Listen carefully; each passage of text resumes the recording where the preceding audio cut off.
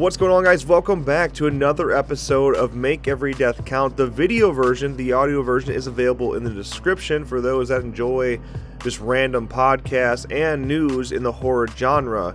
You may remember last time we talked, it was about Scream 2 and what the original script looked like versus what we actually got. The thing about Scream is Kevin Williamson, when he wrote the first Scream, he gave a treatment for Scream 2 and 3.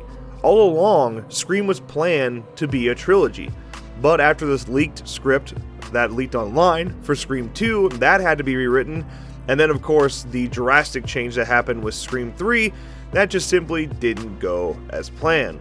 Scream 3's story is quite a bit different than Scream 2, however, and it definitely drastically changed what we got, and it's why it's one of the mutually agreed upon worst entries in the franchise.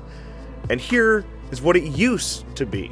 Kevin Williamson's original concept for Scream 3 is actually pretty ambitious. It would reveal that one of the original killers from Scream, Stu Macher, is still alive and in prison, but he's able to communicate with his loyal fan base and orchestrate attacks with them on Sydney. I'm actually really interested in seeing this idea come to life in the Scream franchise. I think it's a lot more interesting than what we actually got for Scream 3, and knowing that Matthew Lillard was extremely eager to come back and take his character in a much darker and more serious direction, I'm all for that. Knowing he wanted to do it, knowing Kevin Williamson wrote it, and knowing Wes Craven was back to direct, I don't see how that one could have gone nearly as wrong as the one we got. Interesting enough, the studio actually had no issues with the script. And like I said, Wes Craven was back on board, but things took a drastic turn when the Columbine shooting happened. And during this teen slasher genre, pretty much everything had to be censored. Teen slasher films were suddenly in bad taste, and they weren't really a thing anymore. And Dimension, out of nowhere, suddenly didn't even want to do that concept at all for Scream 3. They basically wanted to stop focusing on teens and make it more of an adult film, and make it much more lighthearted. Basically, they were saying they didn't want a horror film at all anymore when it came to Scream 3, and there was actually even a point where they said to Wes Craven that there could be no violence and not a single drop of blood can be in the film. Of course, Wes Craven, being the champ that he was, pushed back against this and ended up finally getting his way to a degree. But the thing is, they were only 6 weeks out from shooting, and rather than just rescheduling it and delaying it like the world was pretty much telling it to do, don't know why they didn't just push it back, they decided to rush it out anyway and completely throw out the script and rewrite it within a 6-week period and shoot the garbage we had.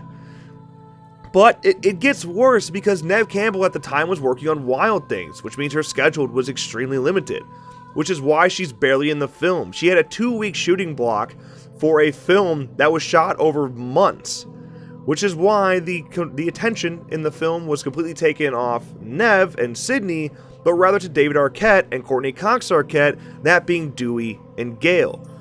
When you see it from this perspective and you hear the story, it makes a lot more sense why Scream 3 failed the way it did. You couldn't have Kevin Williamson come back to write, he already had further commitments at that time, so when they threw out a script, that was that. Kevin was out, he couldn't do anything unless they delayed the film entirely, which Dimension was just too goddamn stubborn to do because they wanted the money that Scream 3 brought. Like I said, they didn't want to do a horror film, but they still wanted the money that Scream brought in.